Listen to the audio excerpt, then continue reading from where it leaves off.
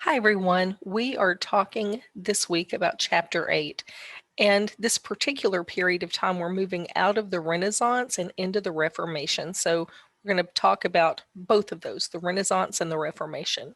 By the end of this chapter, you'll know key figures in both the Renaissance and the Reformation, and you'll be able to compare and contrast the two periods.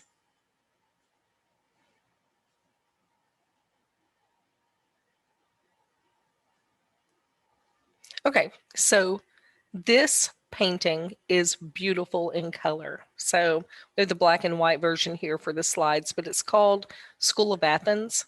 And I'm going to include a little video for you to watch about the School of Athens. You'll see it in Blackboard in your shell, but wanted to point out a couple of people here right in the center. That's Aristotle and Plato, two very well thought of philosophers of the time. And, one of the questions is, where is Socrates? And what about Socrates? So that's kind of like some controversy about the painting. Some people say that this man here, alone and kind of sprawled out on the steps, is Socrates. Remember, he was deemed a heretic, and so he was poisoned by drinking hemlock and all of that stuff. So here he is all alone after being shamed and shunned.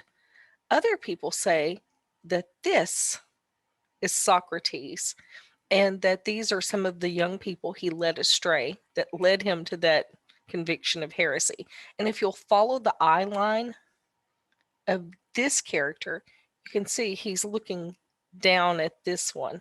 So maybe that's former Socrates and then later Socrates, maybe. Anyway, just wanted to point that out to you, and I think you'll enjoy the video that I've got that goes with this.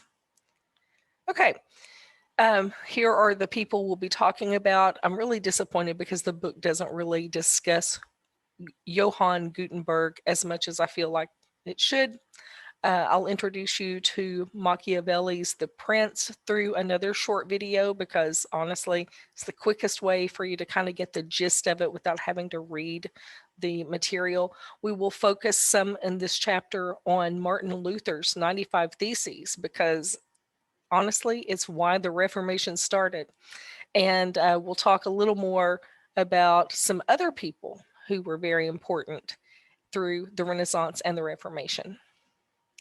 So Italy was the birthplace of the Renaissance. The Italian city-states were developed as urban centers with disposable wealth and civic pride. So there's money to blow in these Italian cities. And with this civic pride, that means they're focusing on things like art. Let's have a large sculpture in the town square. Let's make it beautiful, and let's have paintings all over the place. And so, there was money to spend, and they were spending it on art, which is one of the key aspects of the Renaissance. Through this art and through the culture, the Romans' glorious past was visible everywhere. Florence was the foremost city-state in the Renaissance in Italy, and the whole feudal system starts to decline during the Renaissance. Remember, Renaissance means a rebirth.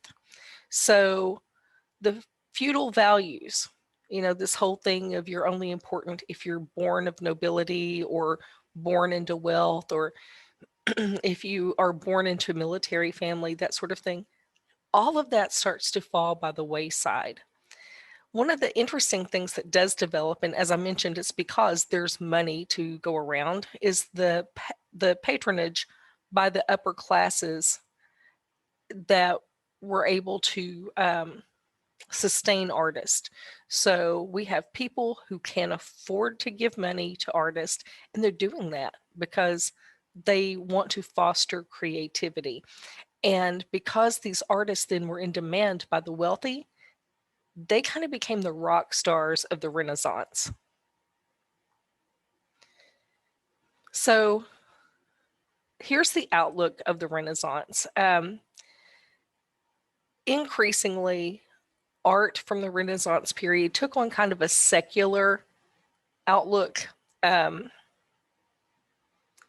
That's not to say that there was no religious art, because there very definitely was. You don't go from um, focusing on religious art to suddenly having none. I mean, that would be very difficult and not expected at all. But uh, art did kind of begin to have a secular outlook, as did literature.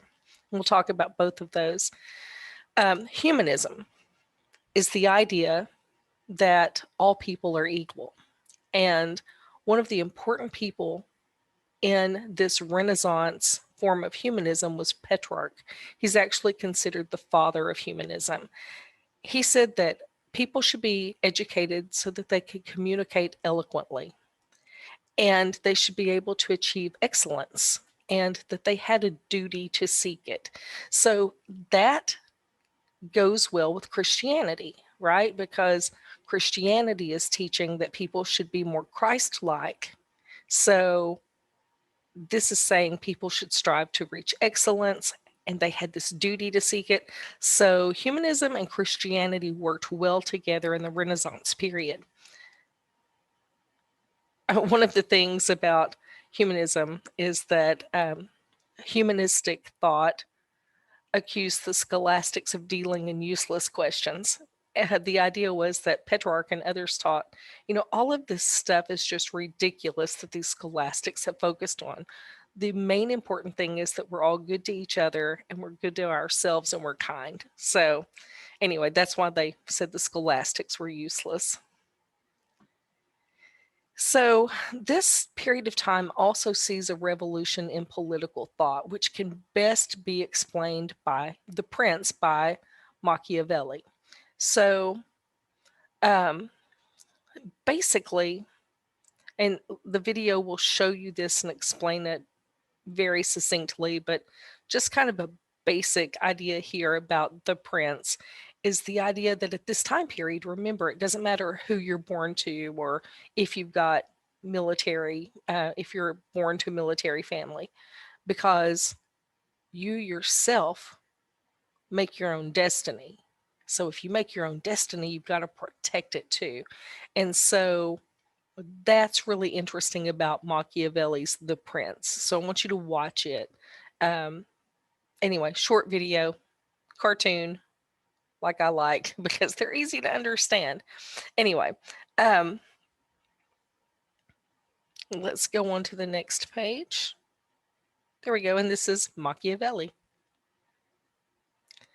Okay, so Renaissance art stressed proportion. I want to go back here. Proportion, balance, and harmony. I'm going to go all the way back to this picture. If we were to fold this in half from this side to this side, we would split right here in the middle. And look, I mean, we have just about as many people on this side as this side. That arch and that arch and that arch would be split right up the middle. It's all about balance. Also, like I pointed out before, this person looking toward this person, being able to follow the eye line so that you can see what people are looking at makes a difference too. And see, he's kind of off-centered, which makes him stand out when everything else is so balanced. So we know that this person has some sort of major role in this painting. Anyway, let me go back to where we were. Oops, back one. All right. The Renaissance also embraced classical concepts, including heroic vision, or the heroic version of humans. So, we've talked about the realistic look of humans, realism in sculptures and that sort of thing. Now we're back to this heroic vision of humans. We're talking all of the abs, and all of the expressions, that sort of stuff. So we're looking at making people the very best at this particular time with Renaissance art. And we have a couple here. Brunelleschi designed churches and defined visual space mathematically, which then paves the way for a modern scientific approach to nature. So think Fibonacci, that sort of thing comes later on. This is by Da Vinci, the Da Vinci Man, and this is Da Vinci's concept of proportion. And you can see he's drawn man. I wish we could read the notes here. Anyway, we'll talk more about Da Vinci in a minute. Like right now. So Leonardo da Vinci was an artist, a scientist, and an engineer, and an incredible inventor of his time. That's why I've included a short video for you to watch about Da Vinci too. I've also included a video about ancient aliens. You got to see a clip of it. I promise, it'll be worth it to know what other people are thinking about Da Vinci. So anyway, it will be in Blackboard for you as well. Michelangelo was a painter and sculptor, and he is famous for the Sistine Chapel at the Vatican. And Santi painted Pope Leon X with two cardinals. So the Renaissance spread was a movement. So it spread from Italy to Germany and France and England and Spain throughout the late 15th and 16th centuries. So we're talking the 14 and 1500s. It adapted itself to each of those different countries because not all countries are alike. So the things that were inherent to Italy were not the same that were inherent to Germany. However, the big focus was on this kind of rebirth, this reinterest in things. Thinkers were really interested in what constituted original Christianity, and then we start to see this idea of reforming the corrupted church. Erasmus also is known as a humanist. He used the written word and power of logic to help kind of internationalize humanism. Had he not written about it, people would not have been exposed to it more. And that's where the printing press is going to come in handy too.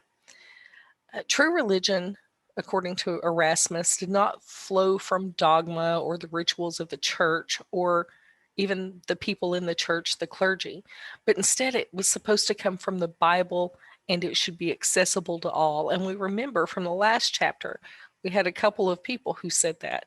We had Wycliffe and Huss, who both said exactly that. Erasmus stressed toleration and kindness and just general respect for human rationality. And this is a picture of a painting of Erasmus. You may have seen this. It's a common reprint that you see around. In terms of French and English humanism, Rabelais asserted that people were good and had a right to enjoy life without being stifled by religion or theologians. So basically, people are good and they should be able to have a good life without the oppression of religion or priest. Kind of an interesting thought. He wrote Gargantua and Pantagruel. I have not read that, and it's hard to get a good copy. So that's part of my summer reading. I want to read that so I can get a better idea. But Gargantua is a giant, and obviously there's something about oppression there. So the giant is oppressing Pantagruel. Sir Thomas More was a lawyer and member of English Parliament. He wrote Utopia, which called attention to abuses and suggested reforms. So there we're starting to see we're going from the Renaissance into the idea of reform. And Shakespeare popularized Renaissance values such as honor and heroism and the struggle of man against fate. And one of the best examples of this by Shakespeare is King Lear. And again, I'm including a short video of this because it's a wonderful story. And the short video really just sums it up quickly and accurately. So be sure to watch that in Blackboard as well. So as we go into the modern age, we're talking about this modern concept that individuals are not bound by some sort of divine destiny, but that they have free will and they can make their own way. We have a return to secular learning that shows the ancients had the same concerns as the humanists. but the scholastics did not. And then we have this idea of the cult of individual evolving, the idea that people should have an individual relationship with God, the importance of their individual relationships in general, and also finding their talent. Because remember, the Renaissance was very much about talent. A person could become something with a little talent or with hard work. So whatever you defined yourself as was what you could become. And through this way, the Renaissance set some cultural standards of the modern age. And we still have this idea of the self-made person. So the Protestant Reformation was started by Martin Luther, who was a German monk. Um, and it started in 1517 when he went to the church door and tacked up a note with 95 complaints on it. These 95 complaints are called his 95 Theses. Theses is the plural of thesis. So we know that a thesis is an argument. So these are 95 arguments, 95 complaints Martin Luther has with the church. The church had a lot of wealth and international power, and because of that, there was already a lot of criticism for the church. But there was other corruption going on, including the sale of indulgences, which really aggravated Martin Luther. So indulgences were the opportunity for people to buy a loved one's way into heaven. So let's say, I don't know, great grandma had been gone for some time, but if the priest maybe convinced you that great grandma was in purgatory and that you could get her to heaven faster by donating a little more to the church or by buying this indulgence for her, then that's what was happening. You could buy your own, kind of like a get out of jail free card in Monopoly, but it was a get to heaven quicker card for the church. So obviously you can see the corruption there in that these people, the church was using this money. The church, Martin Luther complained about nepotism, which is, the promotion or hiring of family members and friends, that sort of thing, specifically family members, though by definition for nepotism, sex within the church, and the pursuit of personal wealth by the clergy.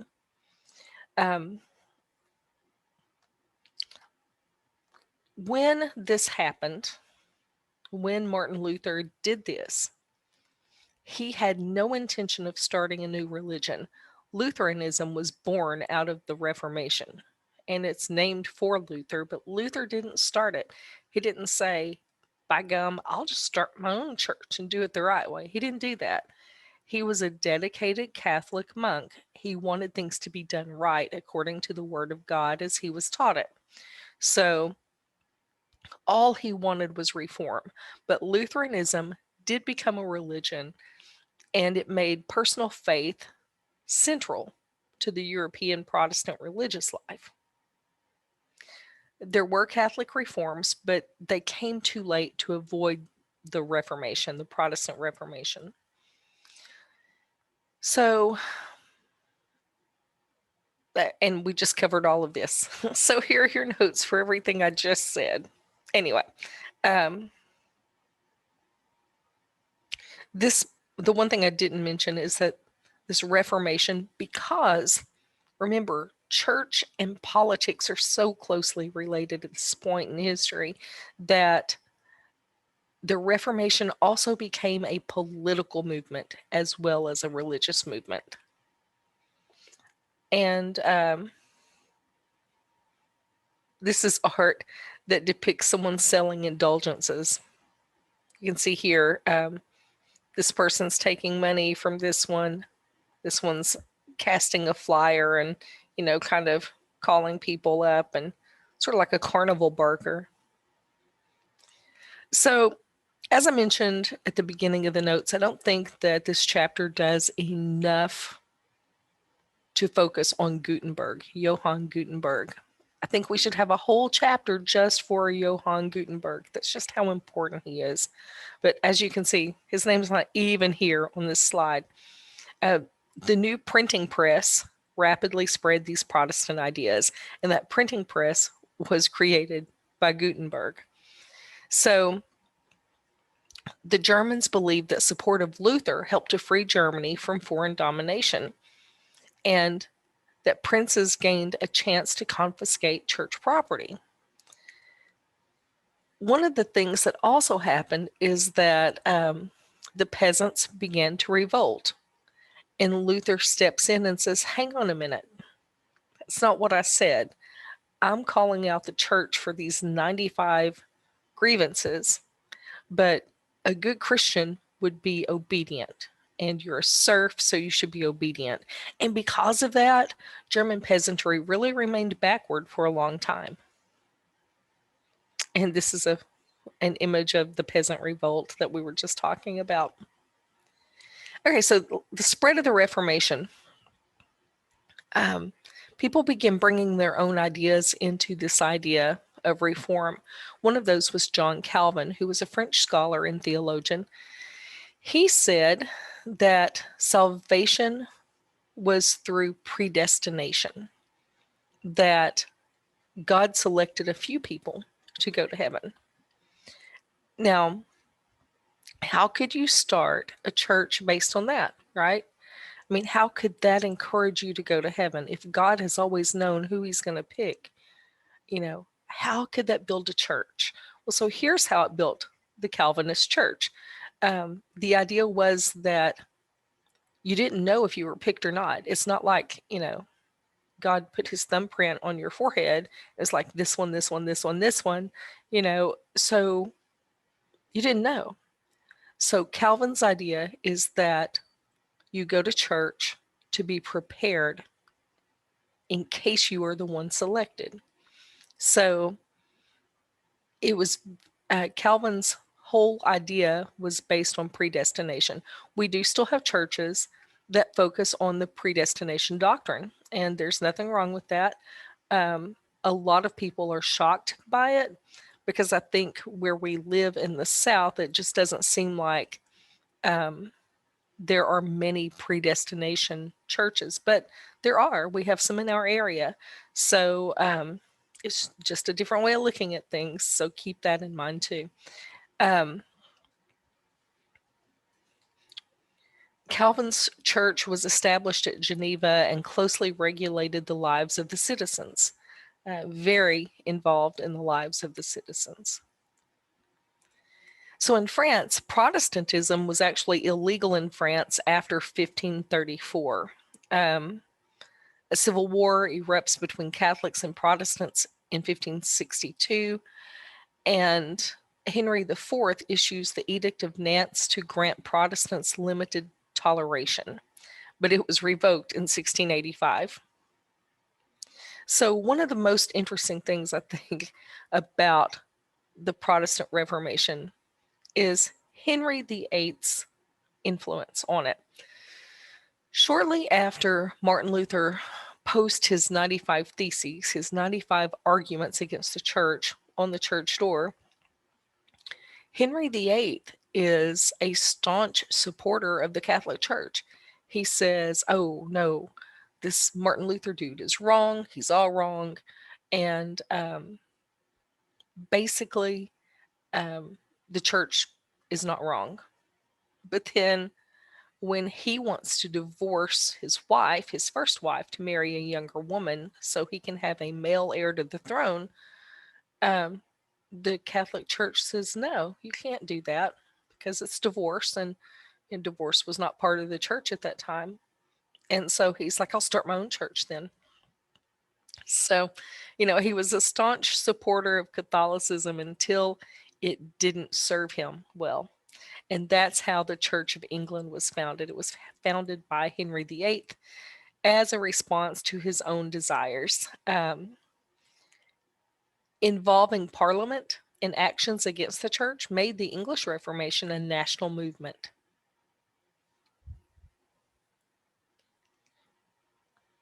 So we have radical Reformation as well. Reformers from the lower classes tried to combine popular religion and folk beliefs into a new religion to meet the needs of the poor and the oppressed. So we have Anabaptism that develops. The Anabaptists were rebaptized in preparation for the imminent second coming of Christ. And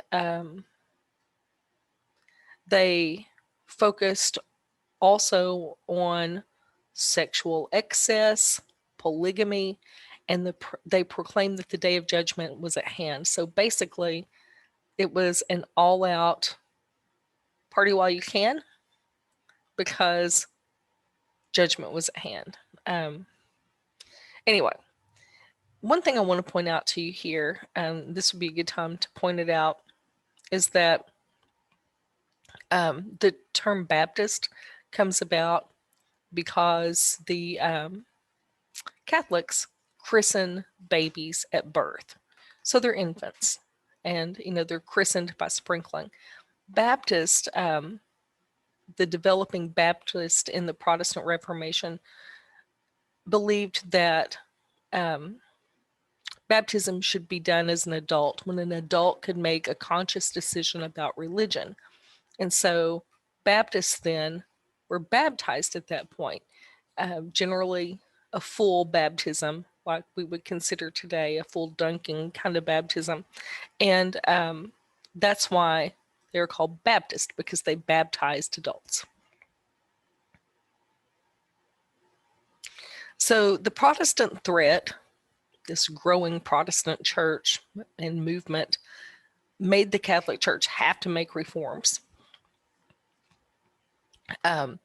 Ignatius Loyola created a new religious order that fused humanism with this kind of reformed Catholicism, and he called it the Society of Jesus. It was dedicated to teaching and converting people. And there were a few schools in Europe that were opened by Loyola's kind of his Society of Jesus. And they were some of the best schools in Europe. And there were also some attacks that were abusive as far as the church goes, like the Inquisition punished Protestant heretics, and an index of prohibited books that were banned that wasn't ended until the 1960s. This is an image of the Inquisition.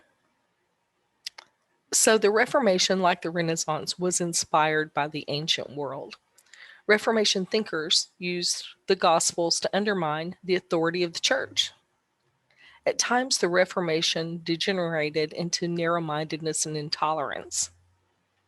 The subordination of the church to secular political authority paved the way for modern forms of government. And fostered by religious pluralism, the idea of equality and individualistic ethic and personal relationship with God was really what the Reformation was about. It gave religious approval to business prosperity and made capitalism more dynamic because of this whole idea of individual ethic, because that includes work ethic as well.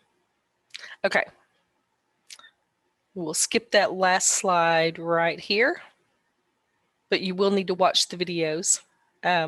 Anyway, okay, that does it for Chapter 8. If you have any questions, please let me know.